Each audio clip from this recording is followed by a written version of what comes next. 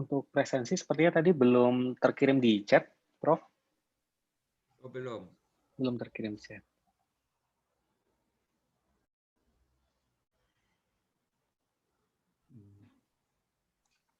Empat sembilan tiga tiga lima nol. Ya. Oke, seperti itu ya. Jadi kita sudah bicara tentang 2 strategi, 3 strategi, di mana satu hal yang sangat penting yang perlu kita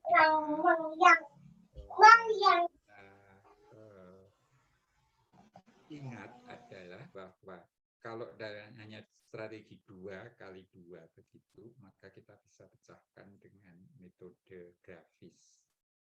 Ya, dengan metode grafis begitu. Tapi kalau kita itu mempunyai lebih dari ya 2 atau 3 strategi atau 4 atau 5 dan sebagainya, maka kita harus menggunakan metode simplex.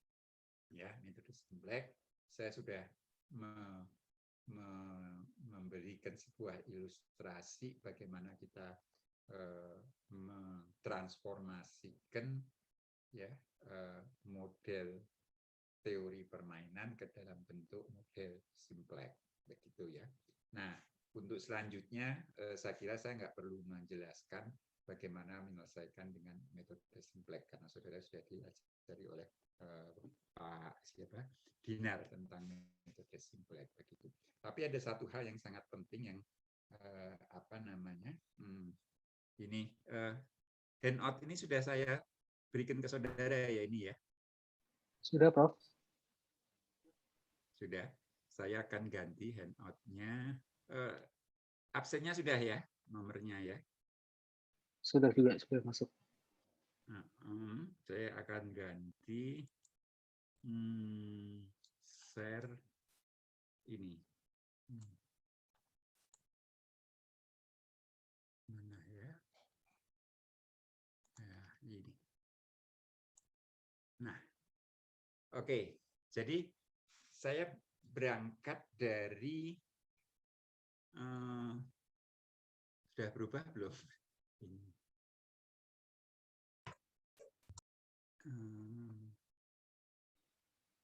Kok nggak bisa ya? Judulnya masih teori permainan, Prof. Ya, masih teori permainan, tapi ininya apa namanya? New share ya, sebentar.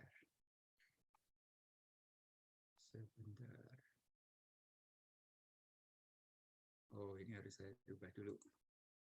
Nah, review teori permainan judulnya. Ini masih teori permainan, Prof? Ya, ya. Sebentar. Stop share. Kemudian share. Nah, pasti sudah berubah sekarang. Sudah berubah ya? Sudah, Pak. Nah, ini handout keberapa? Saya lupa. Ya, sebentar. Yang masuk banyak, jadi saya harus admitnya. Di dalam analisa keputusan. Prof, kalau bisa suaranya bisa diperbesar. Oh, sudah besar ya, sudah besar sekali ya. Sudah maksimum ini full. Sudah maksimum. Sudah. Semua sudah maksimum. Halo? Halo? Halo, ya, di kami kok kecil ya, Prof ya? Begitu ya. Berarti, Yang lain bagaimana, kecil juga? ya masih kecil, Prof. Masih Iya, Prof. kecil. Nah, ini problem. Bentar, saya ganti internet dulu.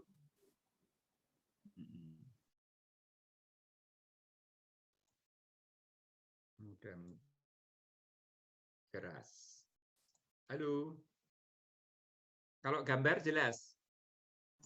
Gambarnya Jelas, Pak. Gambar jelas ya. Oke. Aneh ini. Ya. Oke. Jadi hal yang sangat menarik di dalam analisis keputusan ya. Jadi apapun yang kita buat atau kita lakukan di dalam analisis keputusan ya, serasional apapun pertimbangan-pertimbangannya, ya pada akhirnya setelah ya hasil perhitungan-perhitungan yang keputusan, maka ya akhir dari keputusan itu tidak semata-mata oleh ya ditentukan pula oleh hal-hal yang sifatnya tidak rasional, ya rasional. Ya, saya ambil contoh ilustrasi adalah ya peran atau ya situasi atau keadaan emosi dari si pembuat keputusan itu ya sangat dominan. Ya, nah pada dasarnya di dalam teori keputusan, ya apakah itu pemilihan strategi atau apa begitu ya, itu bisa kita bagi menjadi dua, yaitu tanpa probabilitas. Ini sangat naif, ya sangat naif, ya, ya. Yang mana segala sesuatunya itu ya mempunyai parameter yang sifatnya pasti. Kemudian yang probabilitas tadi saya ambil contoh yaitu teori permainan, ya teori permainan atau pemilihan strategi. Nah, kemudian ada satu hal, ya pada saat keputusan itu dibuat, ya pada dasarnya ya pembuat keputusan atau kebijakan itu sering ya dihadapkan pada situasi tidak yakin atas kondisi dasar yang akan terjadi pada masa yang akan datang. Jadi tidak yakin apa yang akan terjadi. Nah, atas dasar ini maka kita bisa membaca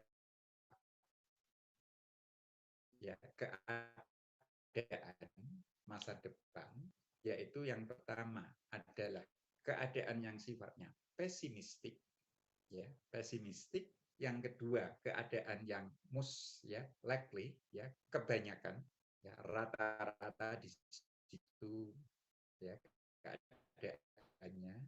Kemudian yang ketiga adalah optimistik, ya pengelompokan ini sangat bervariasi begitu ya, tapi di dalam teori keputusan pada dasarnya kita bagi atas 3 kondisi atau situasi ya si pembuat kebijakan begitu. Nah, atas dasar ini maka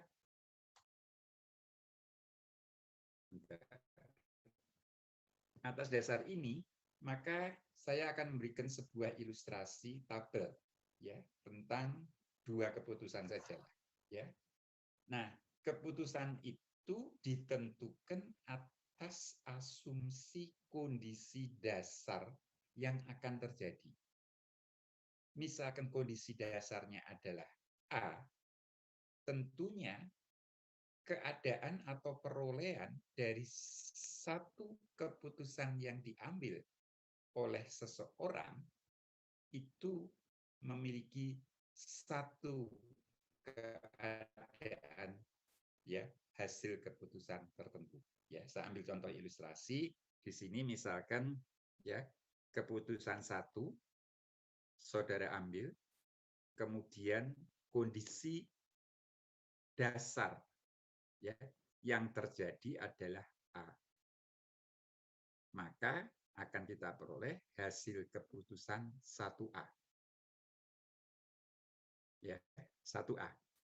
Kemudian kalau kondisi dasarnya itu B, maka hasil keputusannya adalah 1B. Demikian juga kalau keputusannya itu keputusan 2, maka 2A dan 2B. Ya, 2A dan 2B. Nah, ada 2 hal yang perlu kita perhatikan.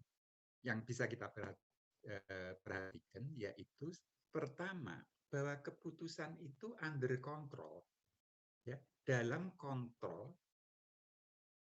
ya si pembuat keputusan. Sedangkan kondisi dasar itu sesuatu yang sifatnya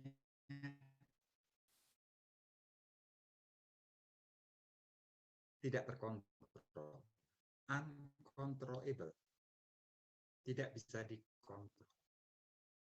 Ya, outcome-nya mempunyai kesempatan untuk mengulang keputusan-keputusan tadi menjadi beberapa kali ya pemilihan strategi seperti pada teori permainan yang sudah saudara pelajari. Ya, seperti yang dalam teori permainan yang sudah saudara pelajari. Nah, pada dasarnya ya kita itu mempunyai beberapa kriteria. Yang sudah saudara kenal adalah kriteria Maximin. Betul, Mbak Fani? Maximin. Iya, Pak. Ya. Kemudian Minimax.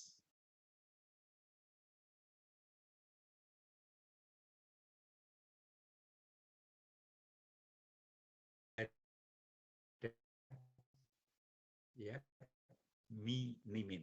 Ya, tapi ya di dalam cerita ya sesi ini saya hanya memperkenalkan kriteria maximax, kriteria maximin, kriteria minimax regret, dan kriteria Burswick, serta yang terakhir adalah kriteria equal likelihoods. Apa itu masing-masing? Bisa saya berikan ilustrasi sebagai berikut. Ya, ilustrasinya. Saya ambil contoh ilustrasi.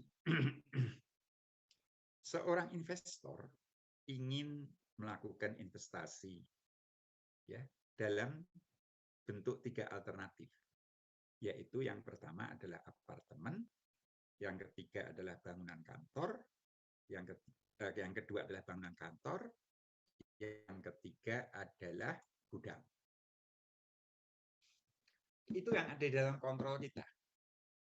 Ya, dengan segala pertimbangan yang rasional tentunya. Ya, dengan segala pertimbangan yang keadaan itu bisa ada 2, yaitu pertama kondisi baik dan kondisi buruk. Nah, outcome-nya bagaimana? Outcome-nya berbeda.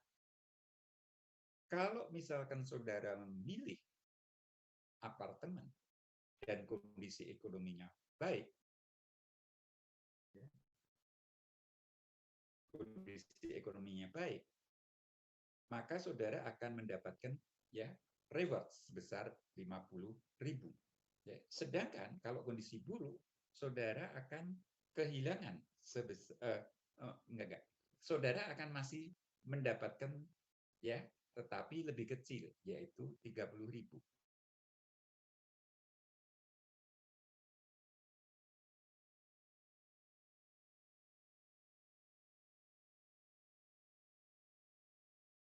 Jelas? Ya, Mbak Regina jelas? Suaranya putus-putus, Ya, Pak. alternatif yang ada. Putus-putus, Pak, gambarnya Saya sama suara. matikan gambar sama suara. Ya, oke, saya pindah lagi. Prof, mohon izin Prof, suaranya di tempat saya kecil sekali Prof, meraba-raba dengarnya. Iya. Oke. Suara saudara keras banget. Itu dia Prof, saya udah maksimum volume Prof. Mohon izin. Oke, sebentar ya. Oke. Kalau gitu saya memakai 2 ya. Memakai 2, satu pakai HP suaranya saja. Maaf, nanti mungkin agak terganggu ininya. Ya, Prof. Saya bisa sebentar.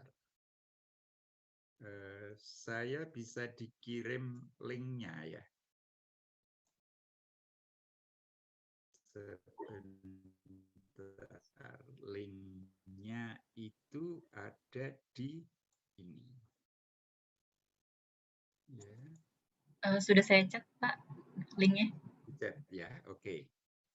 Di chat berarti harus saya kirim copy, saya kirim ke email, ke ini. Bentar ya, kita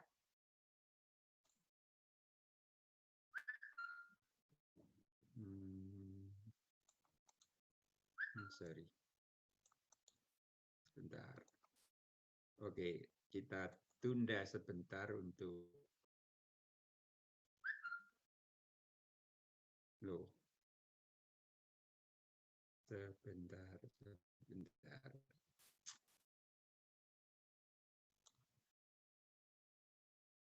ya.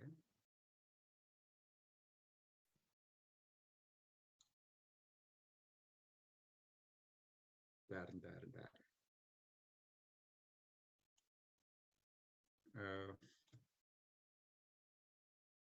Bentar ya.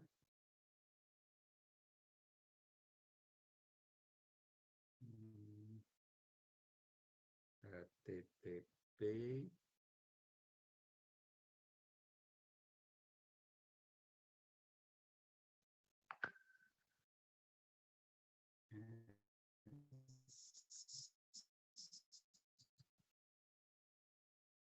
atau dikirim ke ini saya, WA saya 081 081 83 081 86 71 305 supaya saya enggak pindah-pindah.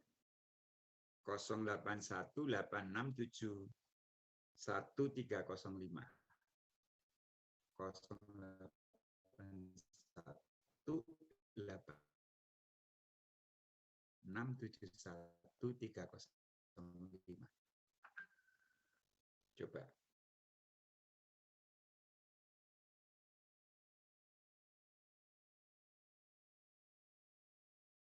Supaya saya bisa menggunakan HP juga. 085.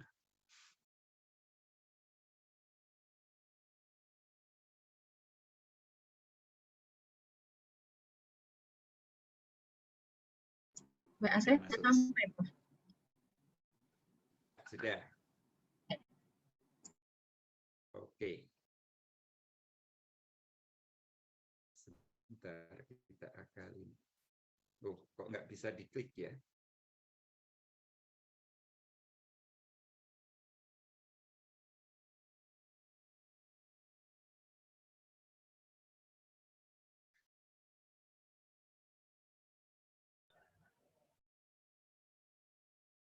Ya, sebentar.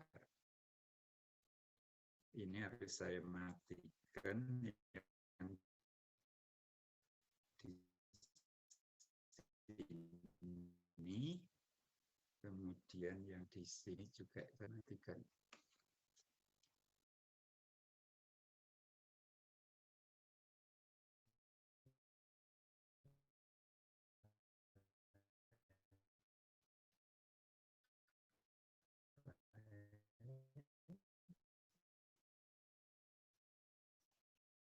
Saya sudah masuk belum? Sudah, Prof. Jelas suaranya. Jelas, Pak, suaranya. Jelas. Sekarang? Jelas sudah, Romo. Sudah. Oke. Oke. Ya. Oke ya. Mbak Mbak Prof. Tiwi Tiwi jelas. jelas? Jelas, Prof. Ya, oke. Oke. Nah, sekarang kembali ke laptop.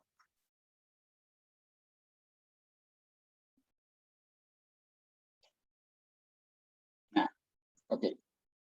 Jadi, kalau kita memilih apartemen, berapa yang kita peroleh tergantung pada kondisi baik atau buruk.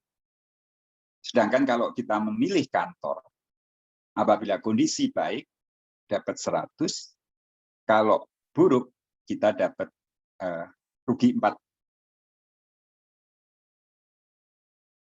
Halo? Iya, Pak. Putus ya.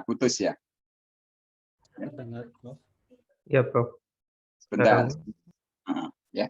Jadi kalau kita, ya, aduh, ini harus kembali lagi ke sini. Selama beberapa hari ini, saya selalu mendapatkan masalah. Jadi kalau kita memilih bangunan kantor, Kalau kondisi baik, kita dapat 100. Kalau kondisi ekonomi buruk, kita harus membayar 1.000, ya, 40. Sedangkan kalau kita pilih kondisi baik, kita dapat 30. Kalau buruk dapat 10. Ya, seperti itu. Nah, sekarang mana yang kita pilih itu tergantung kriteria kita. Ya, tergantung kriteria kita. Saya ambil contoh di sini. Mana yang kita pilih itu tergantung kriteria kita. Ya. Apabila kita mempunyai aturan keputusan maksimaks, ya, seperti tabel yang saya sampaikan tadi, ya, maka ya kita juga bisa menggunakan kriteria yang disebut kriteria minimum. Maksimaks. Maksimaks itu apa? Maksimaks adalah nilai maksimum dari perolehan optimis. Maksimaks. Ya, perolehan maksimum dari ya keadaan yang optimis. Jadi kalau kita taruh kata berbicara seperti ini, ya, apartemen kondisi baik adalah 50. Bangunan kantor kondisi baik adalah 100. Kondisi gudang ya paling baik adalah 30. Gitu kan? Nah, dari yang baik-baik itu, yang paling terbaik, yang paling maksimum adalah 100. Maka ini disebut sebagai kriteria maksimaks. Jelas? Ya. Saya tidak menjelaskan maksimin ya. Saya menjelaskan maksimaks dalam hal ini. Jadi jangan dibaca ini maksiminnya. Saya gunakan tabel ini saja. Ya. Jelas sampai di sini? Pak Kurniawan? Ya Pak, jelas Prof. Jelas ya. Mbak Manisar Trirati? Jelas Prof. Jelas ya, oke. Nah, itu adalah maksimaks. Saya bertanya kalau minimin, itu apa minimin? Atau maksimin? Coba. Minimins adalah kondisi ya yang paling jelek dari kondisi-kondisi jelek. Pak Widyatama paham? Ya. Kondisi yang terjelek dari kondisi-kondisi jelek. Itu adalah min. Ya. Jadi saya menjelaskan maksimaks dan saya menjelaskan min. Nah, sekarang kalau kita melihat kriteria di sini, ya kriteria maksimaks, kita lihat nilai yang paling maksimum adalah 100. Jadi kita berbicara pilihan dengan suasana optimistik. Maka kita pilih adalah kriteria ya maksimaks, yaitu bangunan kantor yang kita pilih. Pak Busro paham? Ya, bangunan kantor. Tetapi kalau kita berbicara yang terkait dengan maksimin, ya, yang terkait dengan maksimin, saya ambil contoh ilustrasi di sini, ya, apa yang bisa kita ya bayangkan apabila kriteria maksimin itu yang kita ambil adalah kondisi yang kurang jelek dari kondisi-kondisi yang terjelek. Tapi itu masih jelek. Jelas? Ya. Jadi misalkan di sini kita melihat, kita pilih apartemen. Ya, kondisi yang paling pesimis kalau kita pilih apartemen, ekonomi buruk. Betul? Betul, Pak. Iya kan? Seperti itu. Ya. Kalau kita pilih bangunan kantor, kondisi yang terjelek, pesimistik adalah ekonomi buruk juga, yaitu minus 40. Sedangkan gudang, kalau yang kita pilih ya adalah bangunan gudang, maka kondisi terjelek adalah ya ekonomi buruk. Maka kita peroleh ya reverse hanya 10 ya 10.000 maksud saya. Nah, dari yang terjelek-jelek itu yang kurang jelek adalah 30. Jadi pilihannya apa? Pilihannya apabila suasana ya hati kita itu adalah pesimis, dari yang pesimis itu yang kurang pesimis itu yang mana? Ya, saya kira seperti itu. Ya, cukup jelas. Nah, kalau kriterianya kita ganti misalkan, ya, yaitu kriteria penyesalan. Ya, kita buat kriteria nyesel. Ya, nah, kalau penyesalan itu kita bisa mengatakan gimana ya supaya penyesalannya itu paling kecil.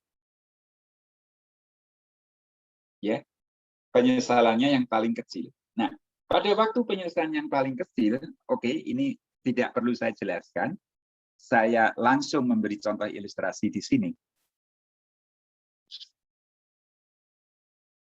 Ya. Apa yang dimaksud dengan penyesalan? Ya. Kita tahu, ya, kalau dari keputusan tadi kita memilih bangunan kantor dan kondisi baik, maka kita dapatkan 100. Betul nggak? Tabel yang pertama tadi. Ya, betul Pak. 100. Tetapi kalau kondisi baik, yang kita pilih ternyata apartemen, kita hanya dapat 50. Berapa sesal kita? 50. 50.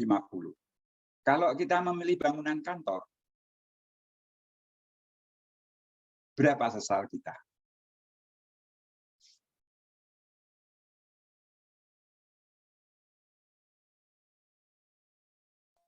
Nol, Pak. Ya. Kalau kita memilih gudang, berapa sesal kita? Adalah 70. Ya, sehingga kita bisa melihat di sini. Mana tadi? Ya, ini.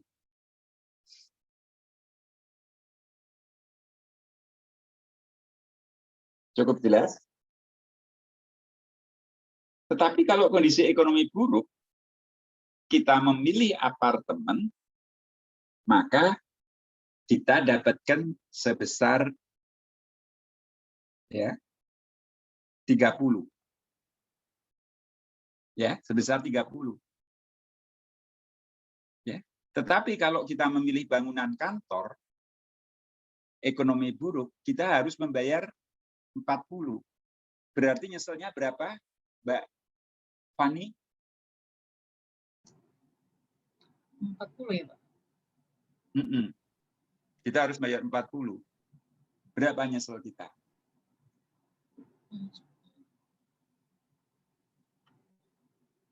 70 tadi, Pak. Ya, 70. Ya.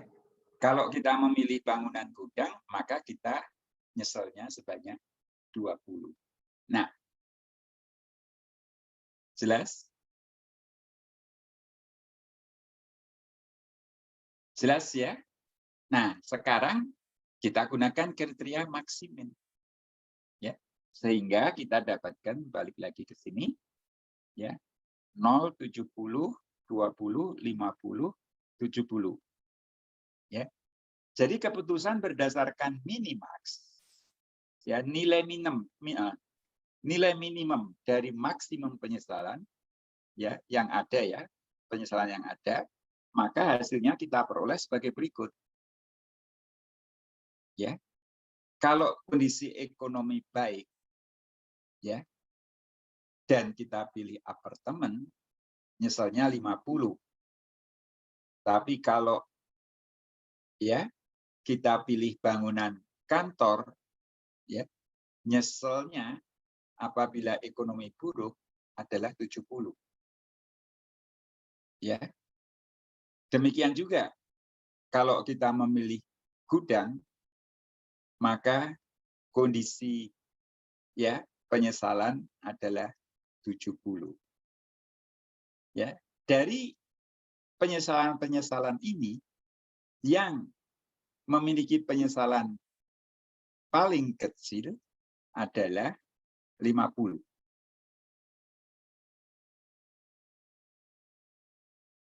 Itu ya Pak Faiz. Betul, Pak. Ya, seperti itu. Ya.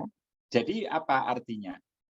Kalau kita lihat di sini, yang kita pilih adalah apartemen. Sedangkan kalau yang pertama tadi, ya, yang kita pilih adalah Maxi-Max, adalah bangunan kantor.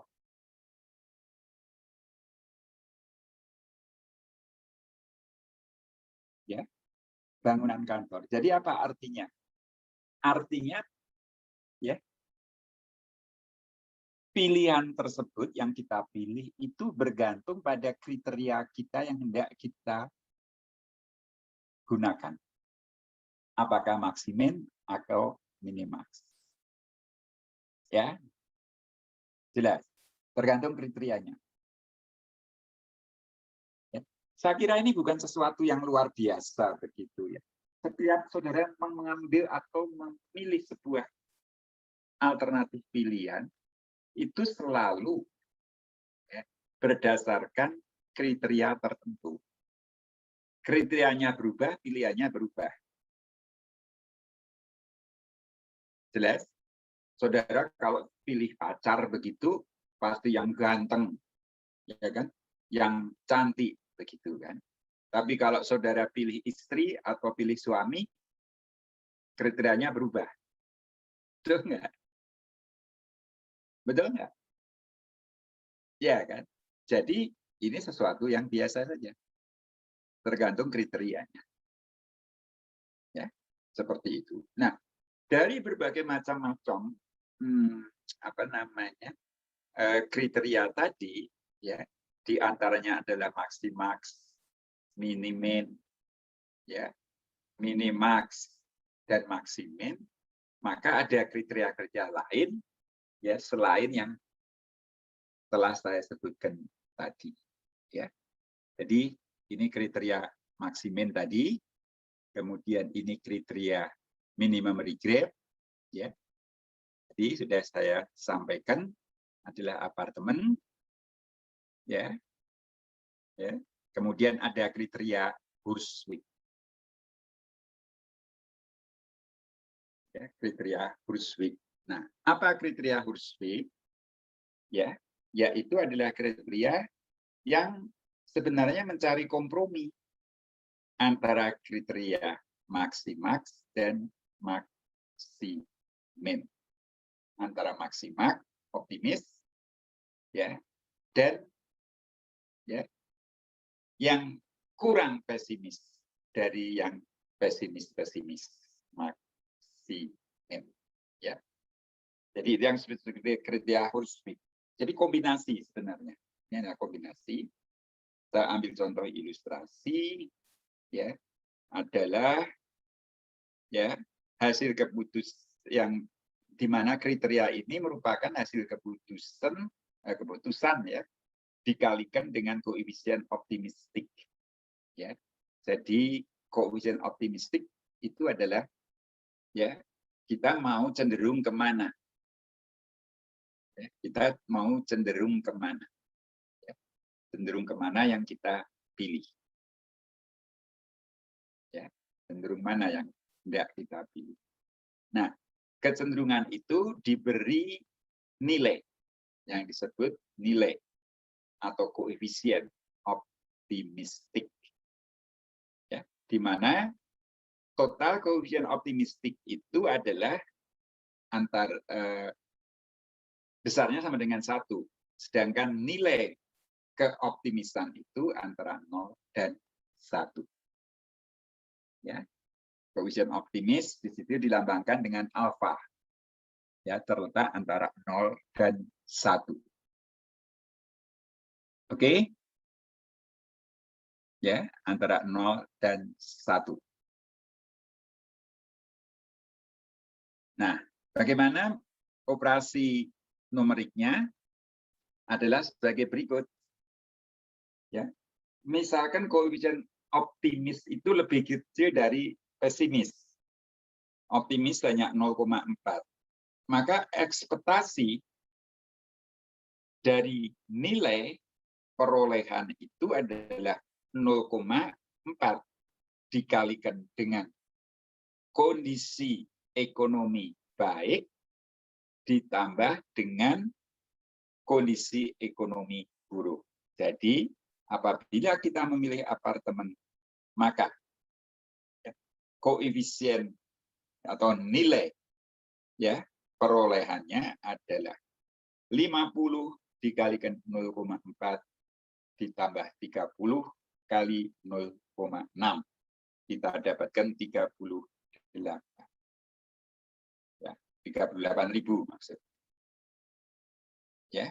Sedangkan kalau kita ya memilih bangunan kantor ya, maka 100 dikalikan 0,4 dikurangi 40 kali 0,6 adalah 16.000. Ya.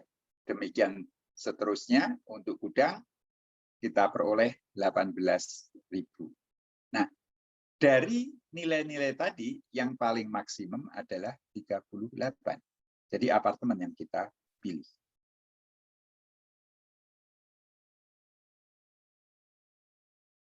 Ya. Jadi apa kesimpulan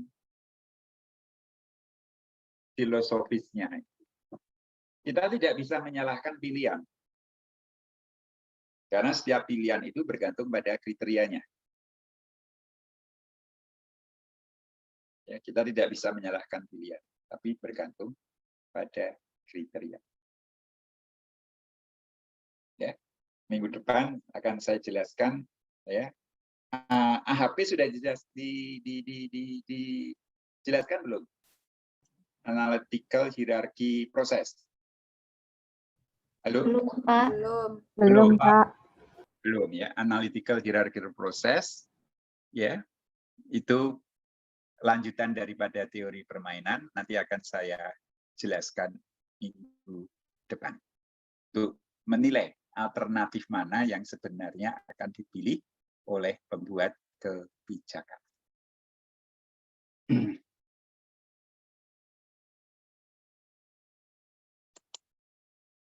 Sebentar, masuk lagi. Ya, seperti itu. Ya, oke. Itu tadi adalah kriteria Herzwig, ya. Kemudian ada kriteria yang lain, ya. Ya, ada kriteria yang lain, ya, yang disebut sebagai kriteria ya equal likelihood. Ya. Nah, di mana kalau ya namanya equal ya likelihood, di mana keadaan ekonomi baik dan keadaan ekonomi buruk itu mempunyai chance probabilitas yang sama, yaitu 0,5 ya, masing-masing 0,5. Sehingga hitungannya sama di situ ya. Maka kita lihat di sini ya, hasilnya ternyata ya masih kita pilih ya apartemen sebagai keputusan yang lebih baik. Ya, keputusan yang lebih baik. Jadi apa artinya? Bagaimanapun serasional apapun ya, keputusan itu akhirnya ya sebuah hasil dari subjektivitas. Betul nggak? Ya, bergantung pada ya subjektivitas.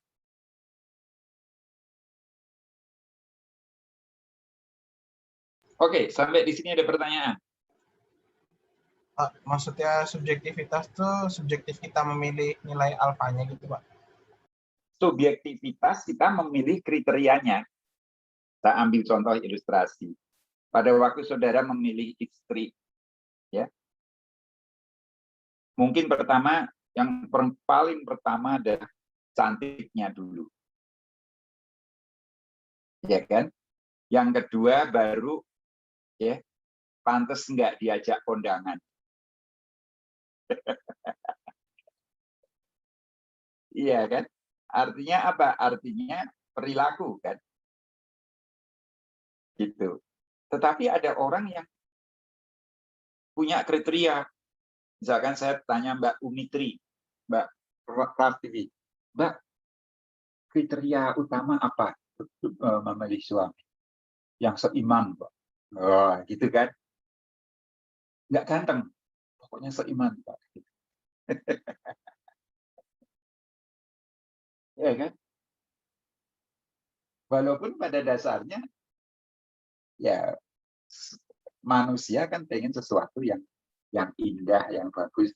Tapi kriteria yang Mbak Pratiwi ini yang seiman. Ya. Mungkin Bapak tadi bisa mengatakan kriterianya yang penting dia mau sama gue. Iya enggak? Ya enggak Pak Faiz, ya kan? Oke, Pak. Gitu. Ya, seperti itu. Ada lagi. Nah, itu baru kriteria. Prof, Dengan untuk alfanya subjektif juga, Prof. Kita yang nentuin ya, yang alfanya subjek tadi. Alfanya itu. Makanya nggak bisa deh serasional apapun ya kita melakukan sebuah analisa kuantitatif ya. Bentar saya minum obat dulu ya. Ya. Sekuantitatif apapun begitu ya. Kita pasti ya pada ujung-ujungnya itu pasti subjektif. Ya, jadi berdasarkan itu ya nggak ada pilihan yang benar secara mutlak, itu nggak ada. Bergantung pada ya preferensi. Bergantung pada preferensi. Itu baru kriteria, ya. Itu baru kriteria, ya. Itu baru kriteria. Ya. Tetapi ada juga keputusan itu didasarkan pada ya tujuan. Tujuannya apa? Tujuannya untuk kondangan supaya keren atau tujuannya untuk yang lain? Ya, seperti itu.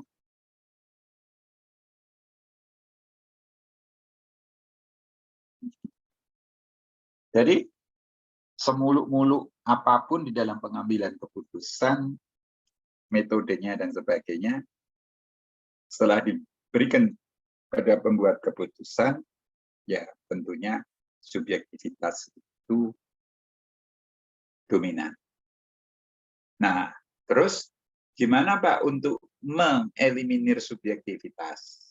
Nah, maka harus ada pihak-pihak kedua dan ketiga yang memberikan konsiderasi ya preferensi, ya kan? Ada pihak kedua ketiga yang memberi konsiderasi preferensi, ya. Pada waktu saudara mau nembak orang begitu, ya saudara tentunya akan tanyakan gimana ya kalau ini dan sebagainya. Seperti itu. Ada referensi. Gitu. Ya, oke, clear ya. Nah, kemudian yang lain ini hampir sama.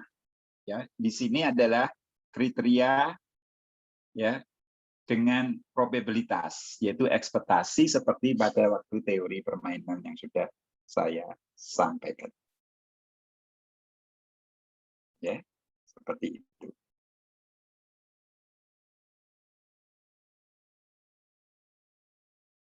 Oke.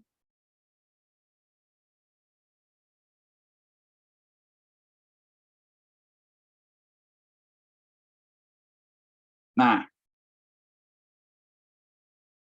tentunya dari apa yang saya sampaikan ini tadi tentunya berlanjut. Ya. Kriteria kita tinggalkan. Maka sekarang kita berbicara tujuan. Sudah diberikan belum multi-objective goal programming?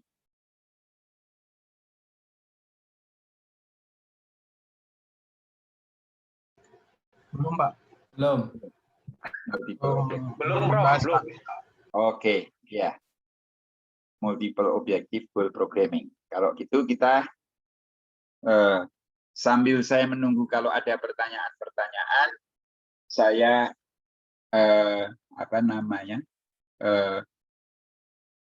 mencari handout-nya dulu tentang multiple objective goal programming. Silahkan kalau ada pertanyaan.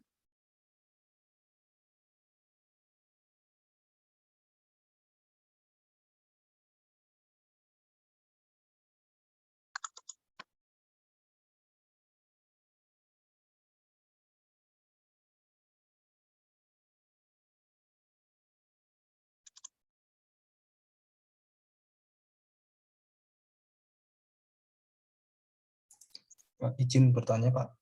Yuk, silakan. Pak, pada teori yang tadi, yang sebelumnya, Pak, yang 0,4 tadi, Pak, yang optimisme alfa, itu kan sebelahnya 0,6, Pak, ya. Itu artinya optimisme yang lain ya, Pak, ya, 0,6 itu atau seperti apa, Pak? Ya, Pak? pada dasarnya ya optimisme yang lain. Ya, optimisme yang lain. Tadi saya memberi ilustrasi kan cuma ekonomi buruk, ekonomi baik, begitu kan. Tapi sebenarnya outcome itu bisa tadi saya katakan, ya, pesimis, most likely, ya, most likely, kemudian pesimis, gitu kan. Tapi kita juga bisa mencari, misalkan ada alternatif, ya, A, B, C, D. Yang mana probabilitasnya itu bisa kita cari dan itu berbeda-beda. Ya, seperti itu. Tapi yang penting jumlahnya harus sama dengan 1 ya. Ya. Harus jumlahnya harus 1. Baik, Pak. Terima kasih, Pak. Oke. Handout ini belum saya ini ya, belum saya bagikan ke saudara ya. Belum, Prof. Oke, nanti saya bagikan. Atau saya tutup dulu. Oke, nanti aja deh ya. Saya waktunya betul-betul efektif. Saya ganti stop share dulu.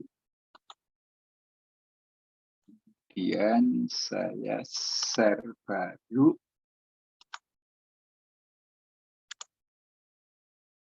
Ya, kelihatan ya?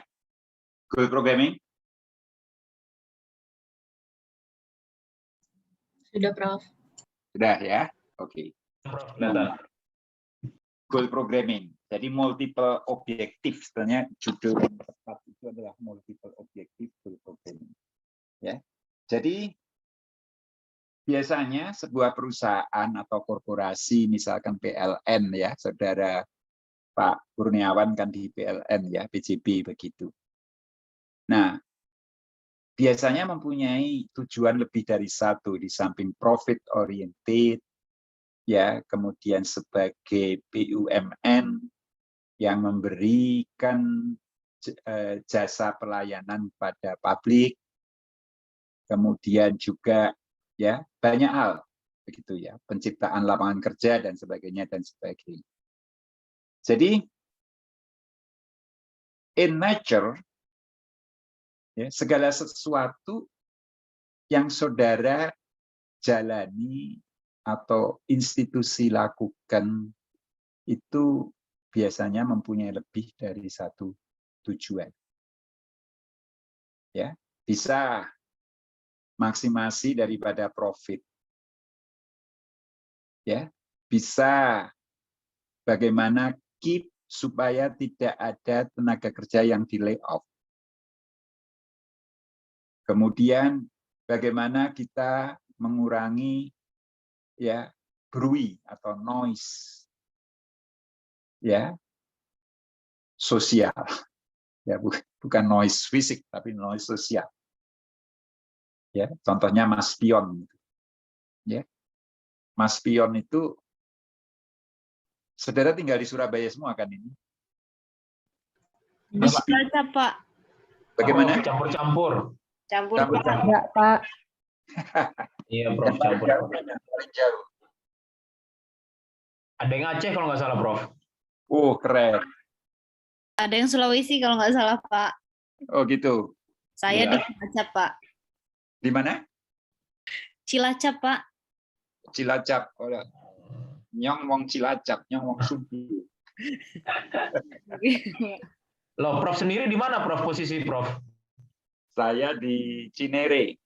Oh, Jakarta. Siap. Ya. Makanya saya tadi bilang 300% ngeri. Ngeri sekali. Oh, gitu ya, Prof ya. Iya. Ya, saudara yang di daerah, udah deh. Pokoknya ngikut pemerintah aja deh. Ya. Siap, Prof. Aneh-aneh begitu. Curiga dan sebagainya. Saya kemarin tes antibodi saya setelah divaksin 2 kali. Tadinya saya pesimis bahwa saya nggak mempan deh ini saya. Jadi saya tes hasilnya 250. Ini saya. Jadi ya memang masih probabilitas itu ya, masih probabilitas kita itu bisa resisten atau tidak begitu ya. Tapi saya pikir ya untuk health immunity kita semua harus sadar bahwa kita harus divaksin. Ada yang nggak mau gitu loh. Heran saya. Dan masih mempermasalahkan yang saya luar biasa itu masih mempersalahkan itu haram atau halal gitu loh. Saya nggak habis pikir ini orang ini gimana begitu ya. Nah, ini perlu edukasi masyarakat. Oke, sampai mana tadi? Sampai mana sih? Sampai perusahaan tadi, Prof. Nah, perusahaan. Ya. Jadi perusahaan itu bisa banyak pilihannya. Demikian juga kita mendirikan sebuah fasilitas ya publik. Jatiluhur.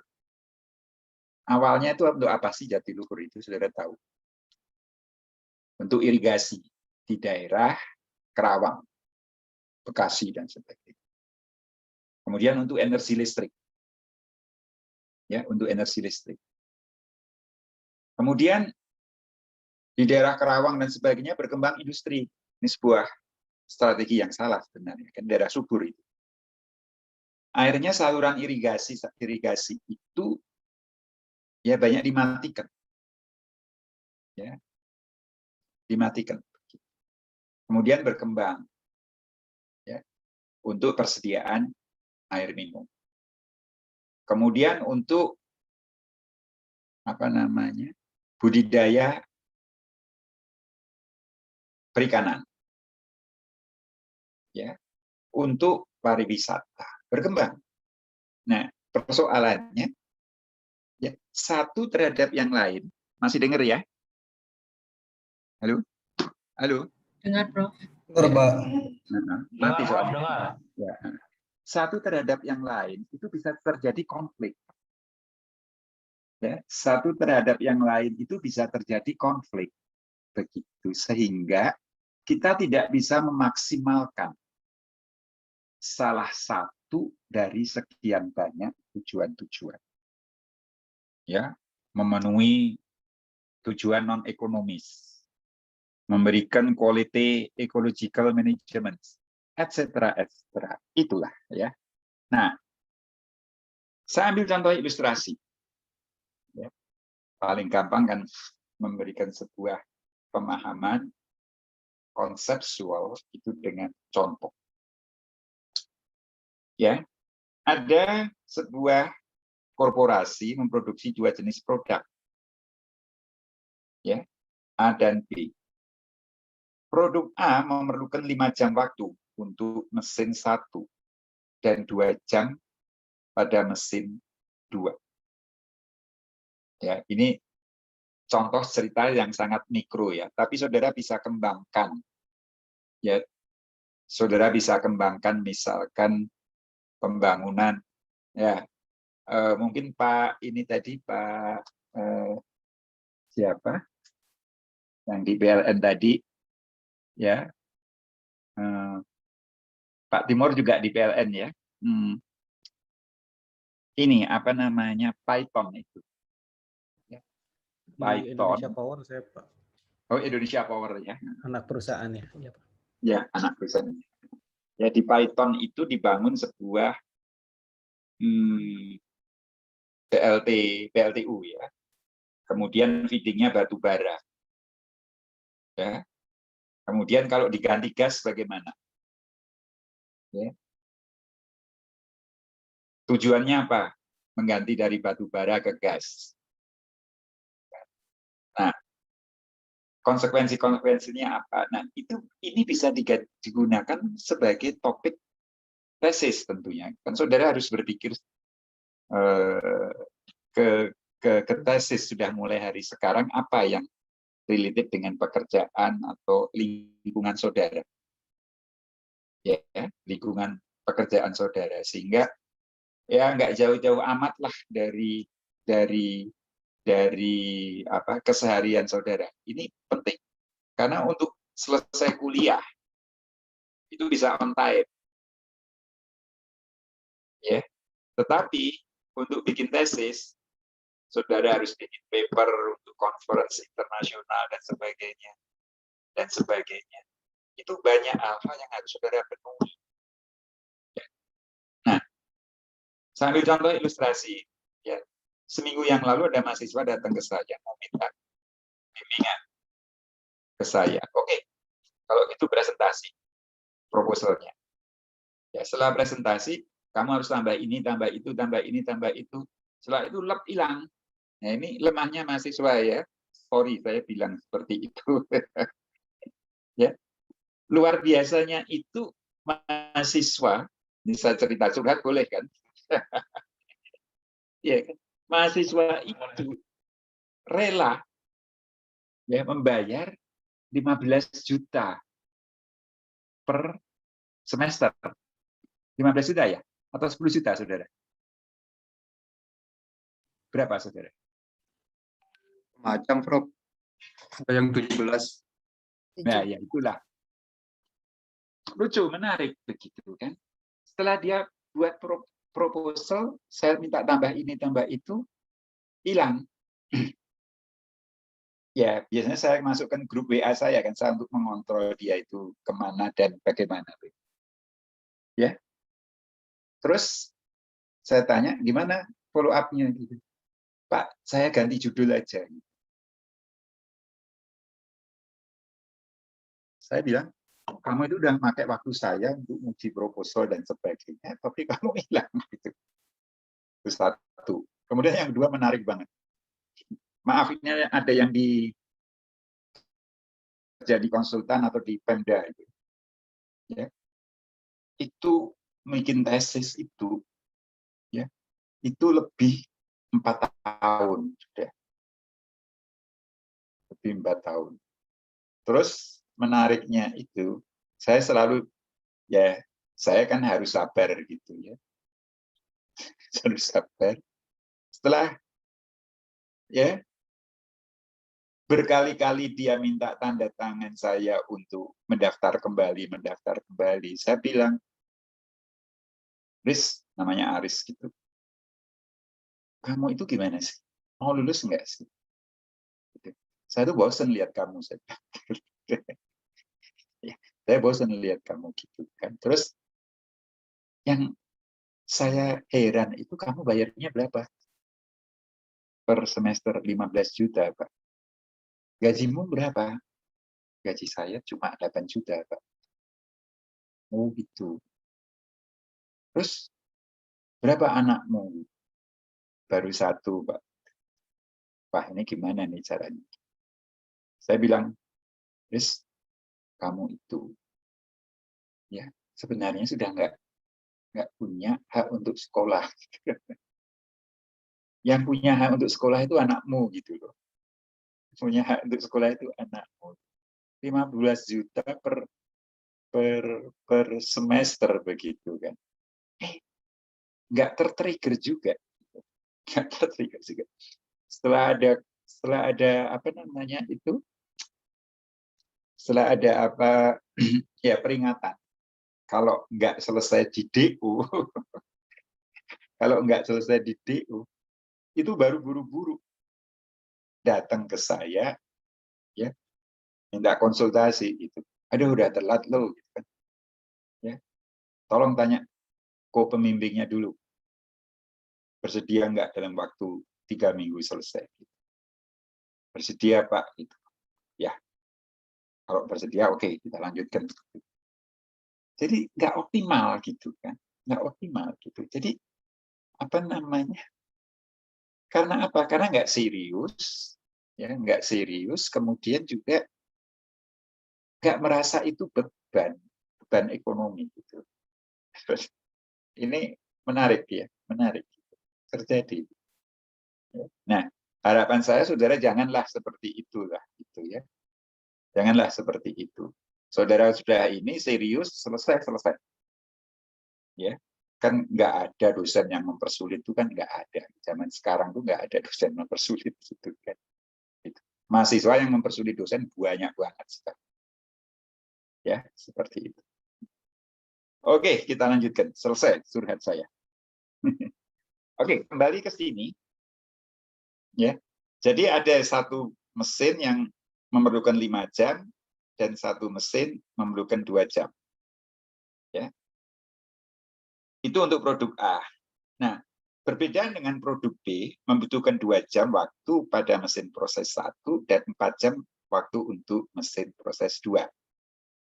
Ya, adapun kapasitas mesin proses 1 dan mesin 2 per minggunya masing-masing adalah 50 jam dan 40 jam.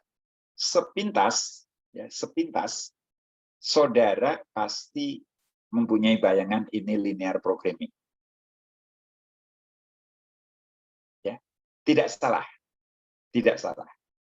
Ya, saudara menggunakan linear programming tidak salah, begitu ya. Tetapi ini harus kita extend, kita modifikasi sebagai berikut. Ya, di situ diperlihatkan. Ya, ada 3 tujuan perusahaan itu memproduksi produk A dan produk A dan produk B. Ya, pertama, dan itu menjadi prioritas 1, yaitu meminimumkan ketidaktercapaian total produksi sebesar 10 unit per minggu. Tujuan 1. Ya.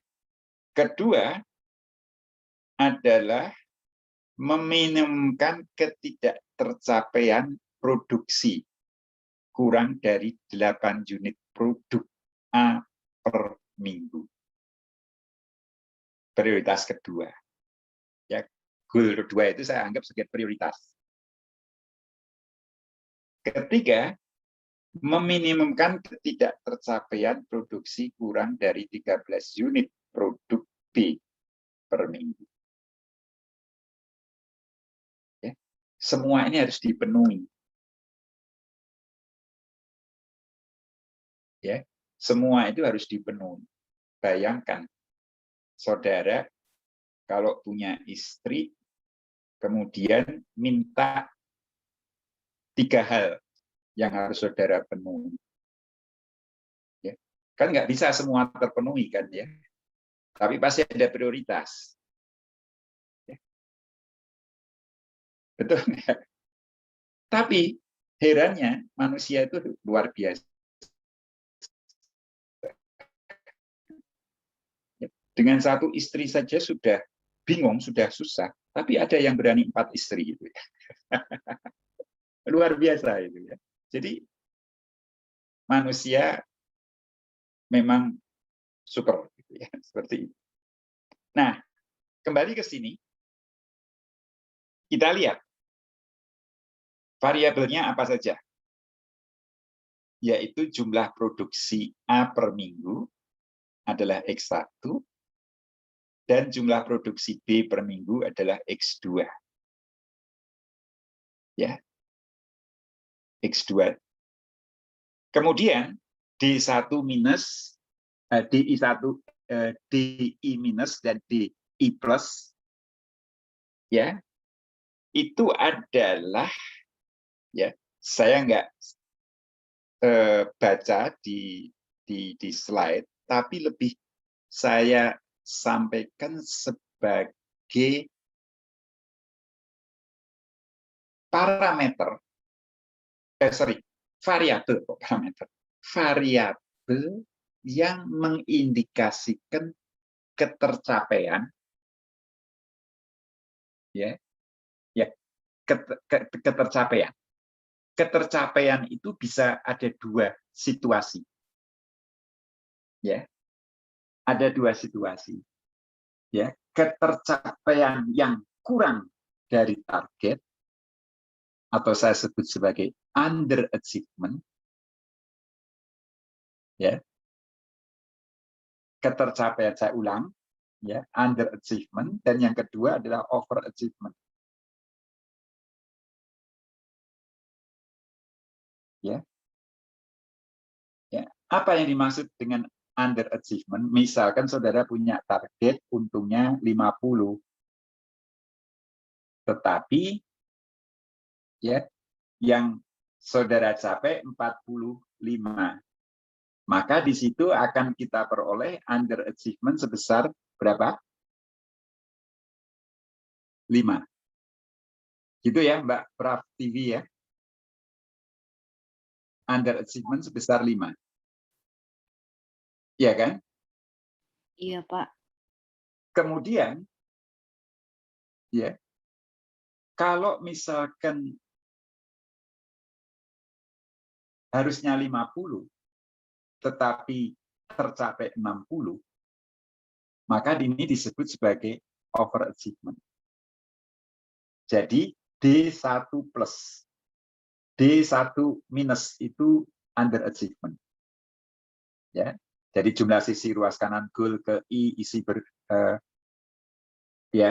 berkurang, jumlah ruang kanan goal ke bertambah. Oke, complicated.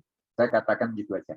50, 45, maka underachievement sebesar 5. D1 DI minus 5. Kalau lebih, ya, 60 D plus 10. Gitu ya. Paham ya? Seperti itu. Nah, apa konsekuensinya kalau kita underachievement atau overachievement? Apa konsekuensinya, Pak Busro?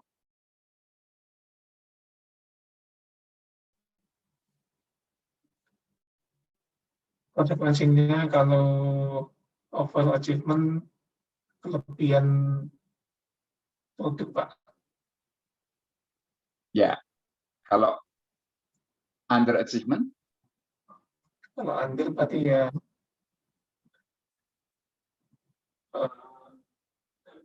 gimana, Pak? Ya, oke. Jadi semua itu mengurangi perolehan. Rewards yang kita peroleh akan berkurang. Saya ambil contoh ilustrasi juga sebagai berikut, Pak. Mungkin akan lebih jelas begini. Saya ambil contoh gini. Saudara mempunyai tenaga kerja sebanyak 60. Ya, 60 orang. Kalau dari 60 orang itu saudara hanya gunakan sebanyak 40 orang. Saya tanya, Mas Saiful Rizal, kita underachievement atau overachievement? Underachievement, Pak. Underachievement. Ya. Kalau kita harusnya 60, kita gunakan 70 orang. Artinya overachievement. Begitu ya Pak Sugeng ya? Iya Pak, benar Pak. Gitu. Jadi, kalau kurang dari 60, ada idle tenaga kerja sebanyak 20. Artinya kita membayar tenaga kerja yang tidak kita utilize sebanyak 20. Bagaimana Pak Saiful? Setuju? Setuju, Prof. Rugi kan? Iya, rugi, Pak. Ya. Sekarang kalau kita harusnya 60, tapi kita gunakan 70. Artinya kita harus mempekerjakan orang lebih. Itu biaya. Gitu ya Pak Kurniawan ya? Setuju, Prof. Ya kan? Nah, artinya apa? Kondisi yang paling ideal adalah underachievement dan overachievement itu adalah 0. Setuju? Adalah 0. Jadi pas. Jadi kalau kita lihat constraint di situ, 5x1 plus 2x2 lebih kecil sama dengan 50. Idealnya sama dengan 50. Jelas? Ya, idealnya sama dengan 50. Ya. Idealnya sama dengan 50 sehingga ya, idealnya sama dengan 50. Sebentar, sehingga saya tulis sebagai berikut. Mana? Pen saya mana?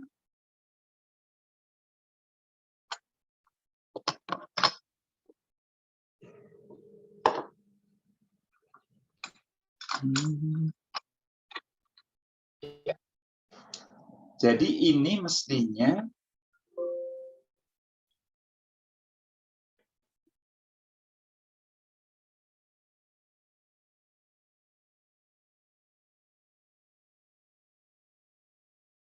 ini adalah 50 5x1 plus 2x2 ya. Gitu ya. Oke. Plus D1 minus D2 plus sama dengan 50.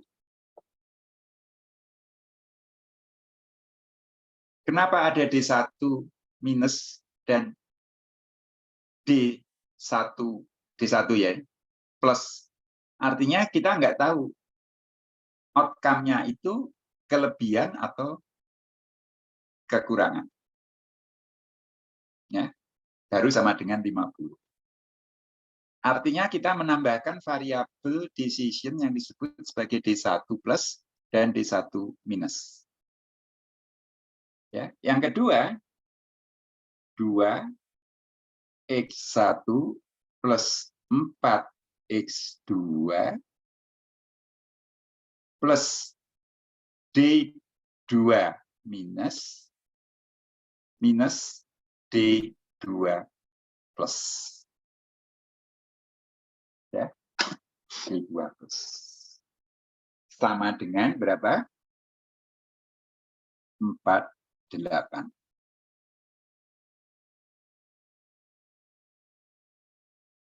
Ya, Pak Kurniawan? Cukup memahami? Prof. Ya. Oke.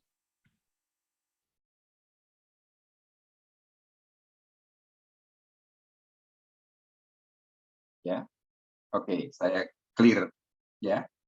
Kemudian saya kembali ke sini. Nah, seperti ini hasilnya.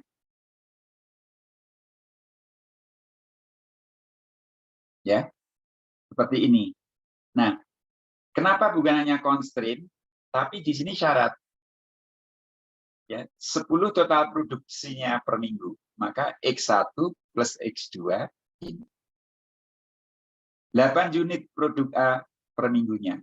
X1 plus ini sama dengan 13 unit produk B per minggunya adalah ini. Di mana X1, X2, D1I minus dan DI plus lebih besar sama dengan 0. Sampai di sini ada pertanyaan atau ada hal-hal yang belum dipahami. Suaranya terdengar ya? Putus soalnya. Halo? Terdengar, Prof. Dengar. Dengar, Pak. Ya.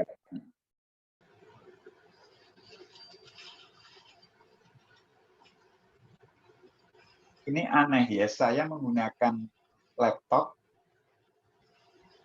apa namanya, putus-putus begini, sedangkan HP-nya pakai WiFi,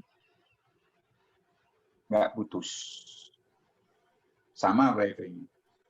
Ini kenapa ya?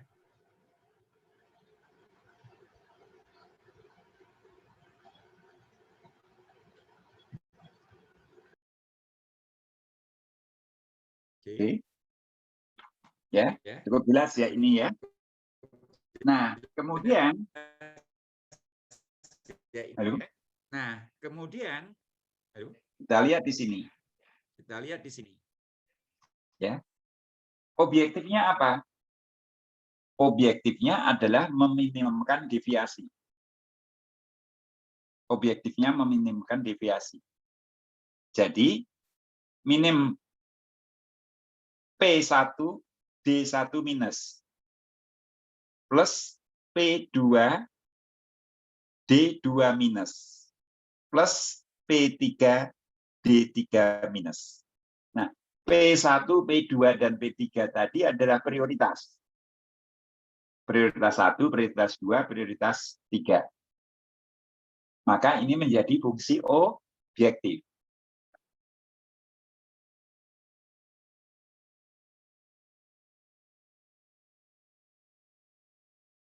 Ya, sehingga kita dapatkan di sini bahwa ya di sini 5x1 plus 2x2 lebih kecil 50, 2x1 plus 4x2 lebih kecil sama dengan 48, x1 plus x2 plus d1 minus plus d1 plus sama dengan 10. Ya, dari mana ini? Dari ini. Ya. Kemudian masuk di sini. Ya, menjadi X1 D plus D2 minus D2 plus. Ya. Ditambah ini dan X1 X2 semuanya ini lebih besar sama dengan 0.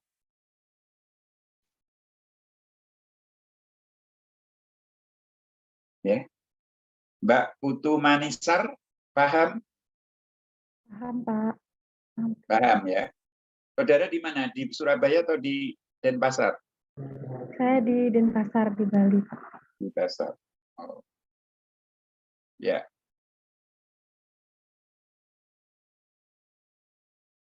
Tinggal di mana? Di kotanya atau di?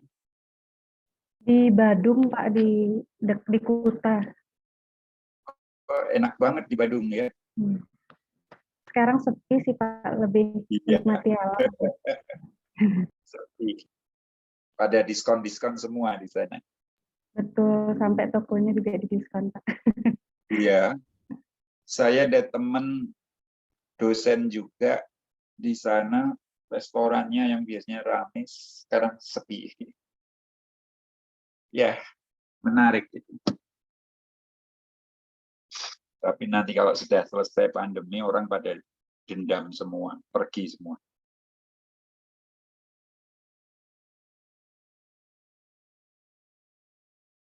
Oke, ya, ini jelas ya sampai di sini. Saya lanjutkan. Nah, dari model matematis ini kita gambar. Kita gambar. Jadi sebagai berikut. Nah, saya perlu jelaskan di sini. Ini adalah constraint yang pertama.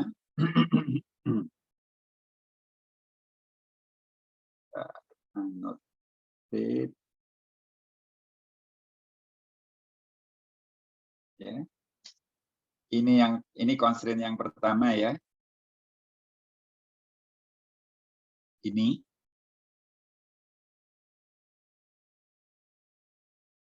Kemudian ini constraint yang kedua. Ya. Kemudian ya, ini adalah ya constraint yang ke mana ini tadi, kalau ini seperti ini.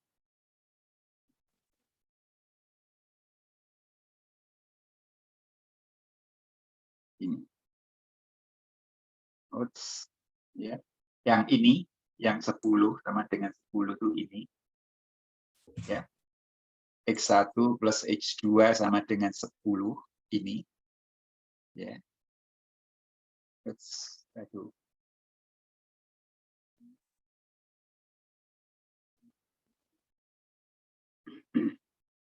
Ya, ini.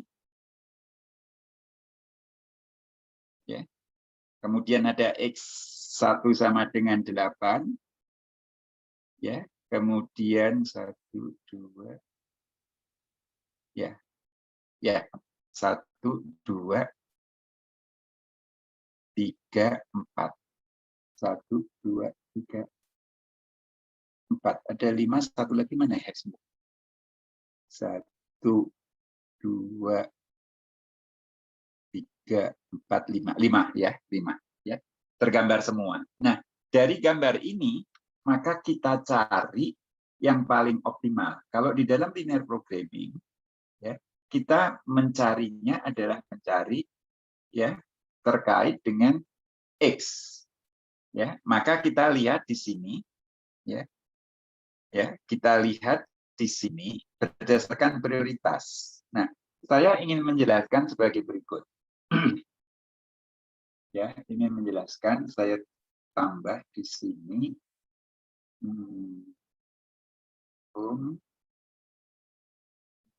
Insert slide. Nah, kemudian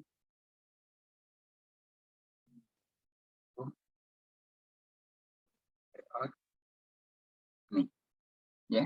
Jadi begini, saya ambil ilustrasi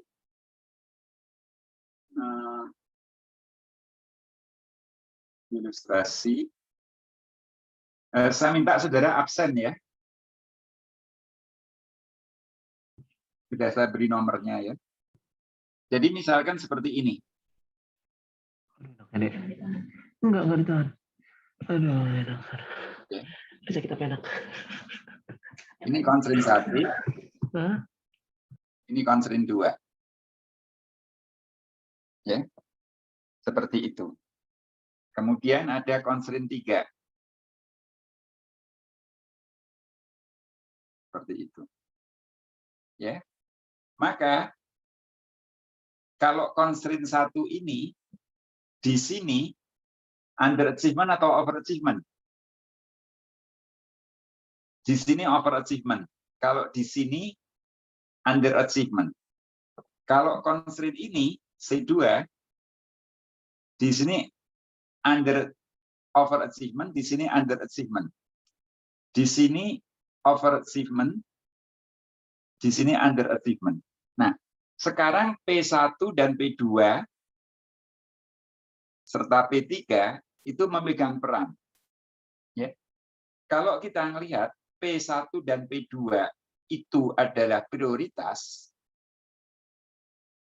1 dan prioritas 2, maka P3 adalah prioritas 3, maka ya sedapat mungkin P1 dan P2 itu ya tepat, tidak di bawah, tidak di atas. Tidak di bawah, tidak di atas. Jadi constraint-nya ada di sini. Apa? Nilai optimalnya di sini. Artinya apa? Artinya P1 dan P2 itu optimal, ya. Tetapi P3 itu kita mempunyai ya underachievement sebesar berapa? Underachievement-nya sebesar ini. Ya. Underachievement-nya sebesar ini.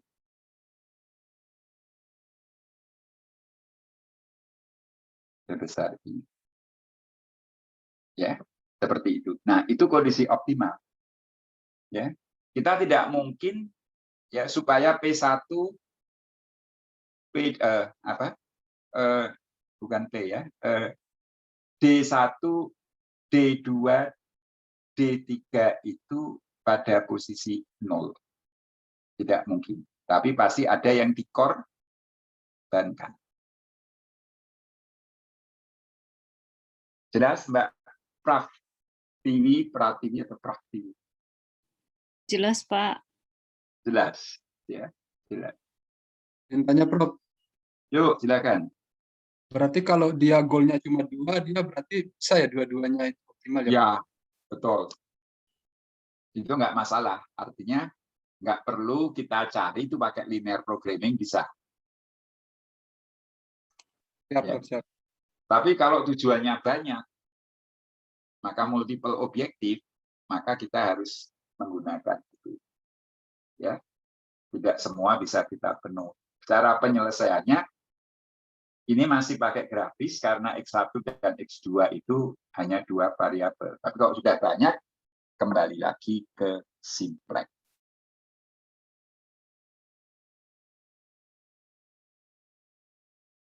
Ya, seperti itu. Oke, ada pertanyaan lagi? Ini menarik. Kalau memang apa namanya?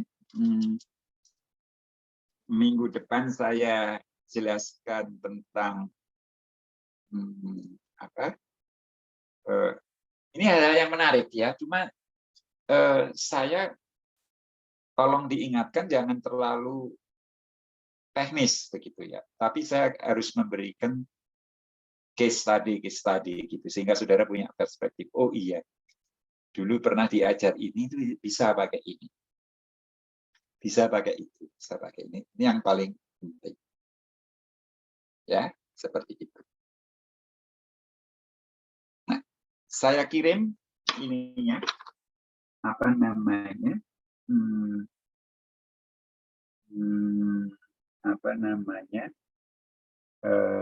slide-nya ya, ke saudara.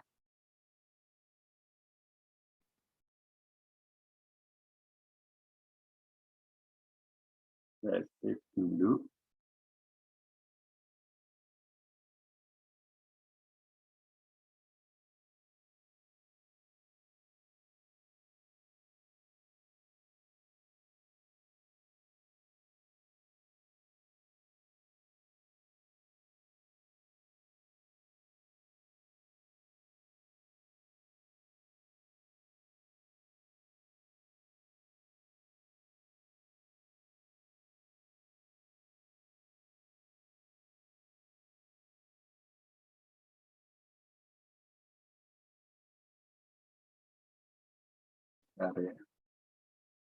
Silakan absen dulu ya.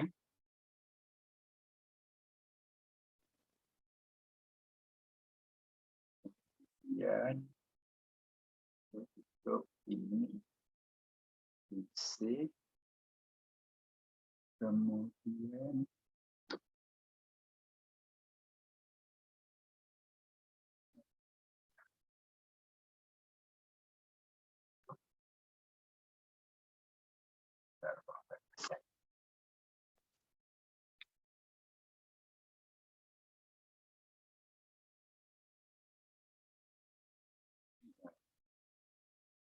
chat.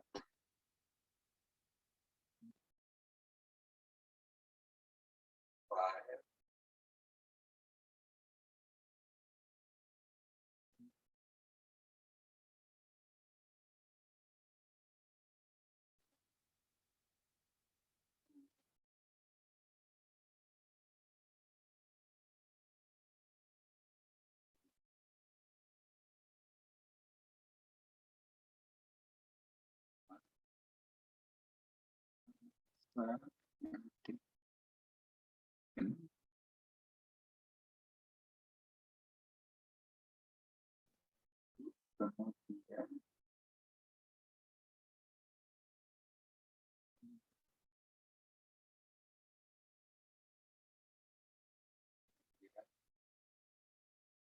satu lagi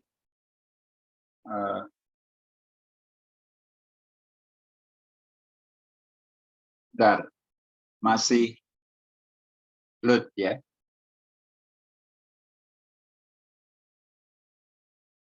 Kemudian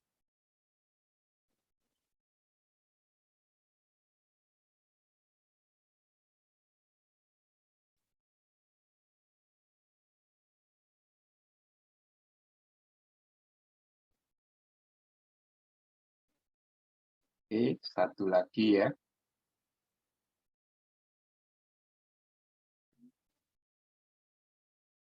Cek.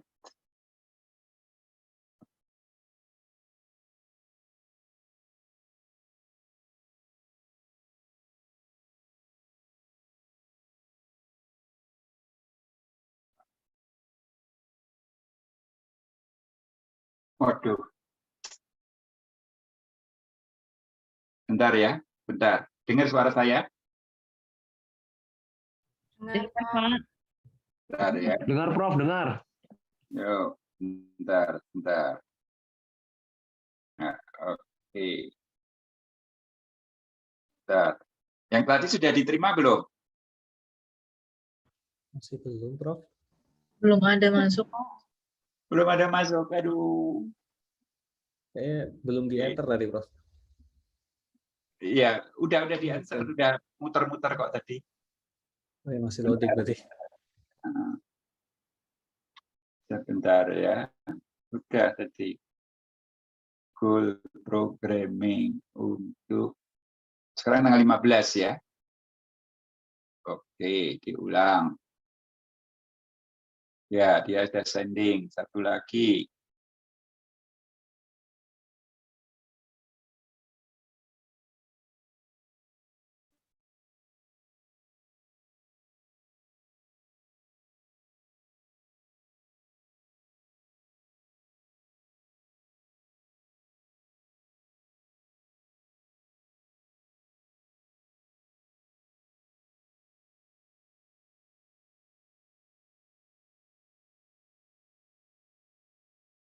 Bentar, ini yang mana ya? Bentar.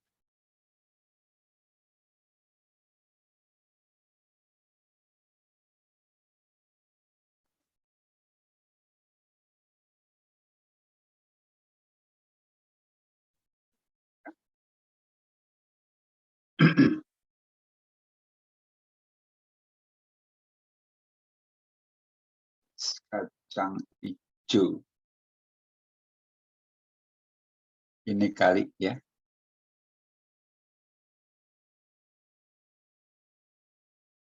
Namanya kuliah game es kacang hijau ya.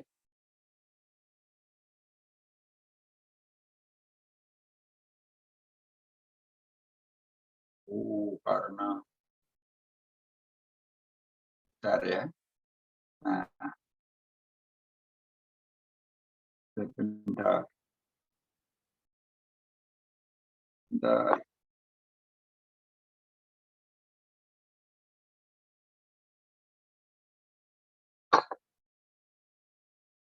Lambat banget. Yang satu sudah diterima. Yang satu sudah, Prof. Ampun, Sudah. Prof. Tunggu sebentar. Nggih.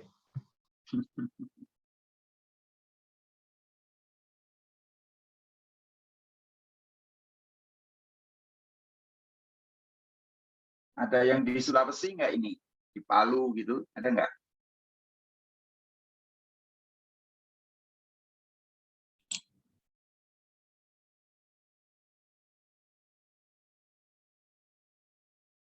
Nah, kalau nggak berhasil ya sudah. Nanti saya kirim lihat WA. Tapi kalau ini coba kita tunggu. Muter terus.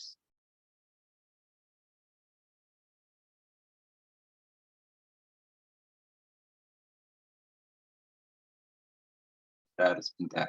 Ada kuliah lagi nggak ini? Ada. Ada, Pak. Ada, ya.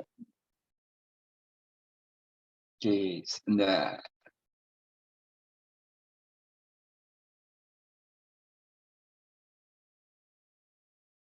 Saya kirim lihat WA aja deh, ya. Via Saya WA kirim- juga nggak apa-apa. Nanti Ya, saya nanti- kasih ke Tadi WA-nya siapa ya tadi? Ya? Fani, Prof. Fani ya. Oke ya, oke nanti saya catat. Nanti dibagi distribusikan ya. Iya, Prof. Network disconnected ya, nanti dibagi. Oke, kalau gitu ya saya akhiri. Sudah absen semua. Terima kasih. Ya, selamat berjuang. Ya, oke. Selamat malam. Terima kasih, Pak. Malam. Terima kasih, Prof. Oke. Terima kasih, Prof. Terima kasih. Makasih, Pak. Terima kasih.